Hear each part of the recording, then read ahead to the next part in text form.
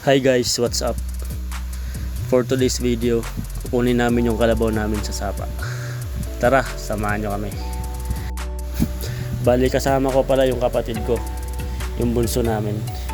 Siya yung nag-aalaga ng mga kalabaw namin sa tuwing nag-aaral kami sa malayo. Kasi minsan lang kami uwi ng probinsya namin.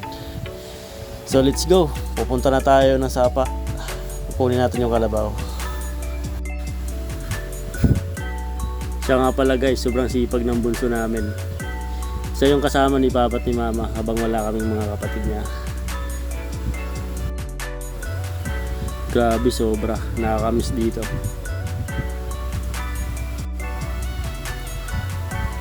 Nung bata pa lang ako, mahilig kami maligo sa sapa. Kasama ko yung mga kapatid ko. Saka minsan, pag wala kaming pasok, nanguhuli kami ng hipon sa sapa. Yun ang magiging ulam namin sa hapunan. Pag uwi namin sa bahay, tuwang-tuwa kami. At ang dami naming huling hipon. Ayun, lulutuin agad ni Mama. Ayun, busog, sarap.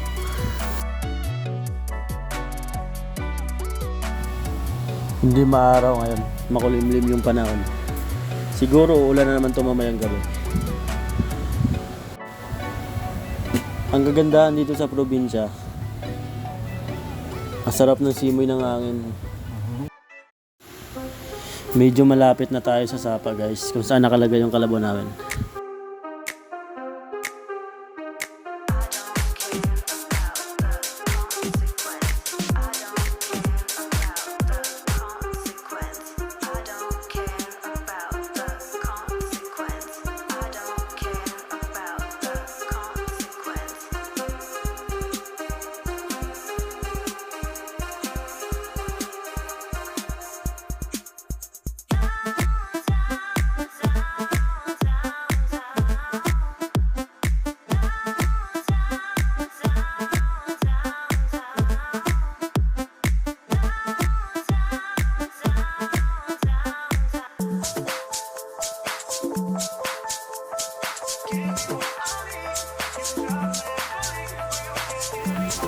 Dito na, malapit na tayo.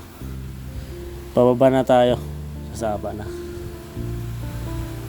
Grabe.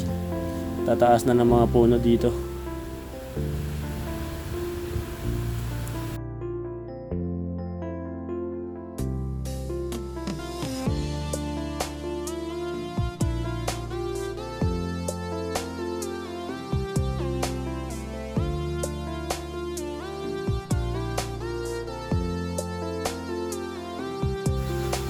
Dito na tayo sa matirik na daan.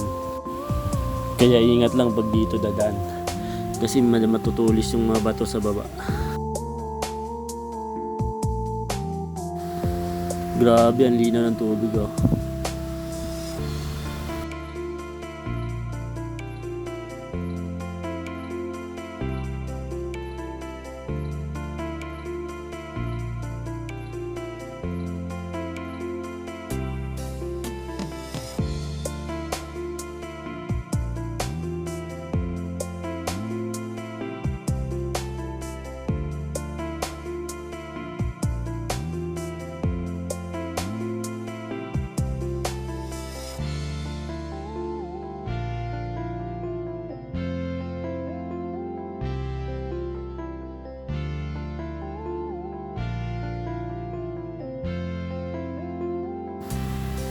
Dito dati may mga isda din dito. Nanguhuli din kami ng isda dito dati.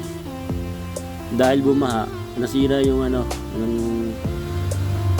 taguan ng mga isda.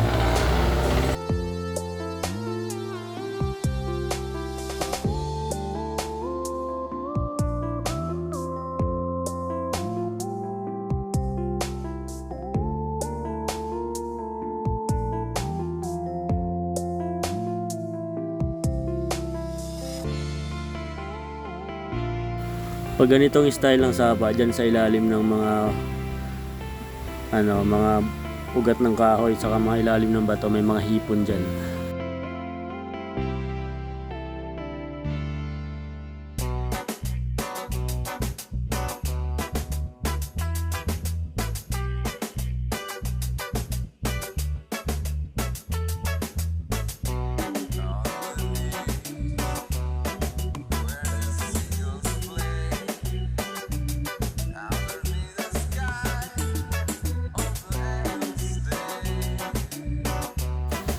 Ayun, dito na kami guys. Ito na yung mga kalabaw namin. Pauhunin na namin siya sa sapa para makakain na. So let's go, kunin na natin yung kalabaw.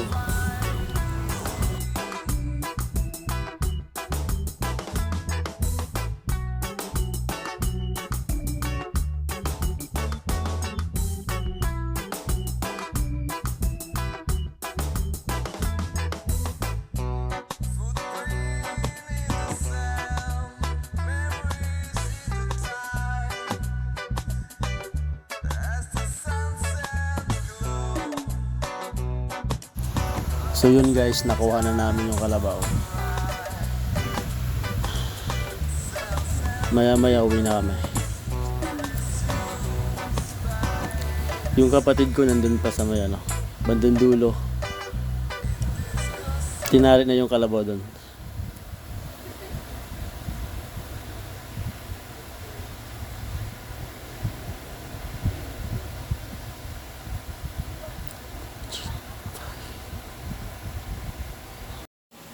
So yun guys, thank you for watching.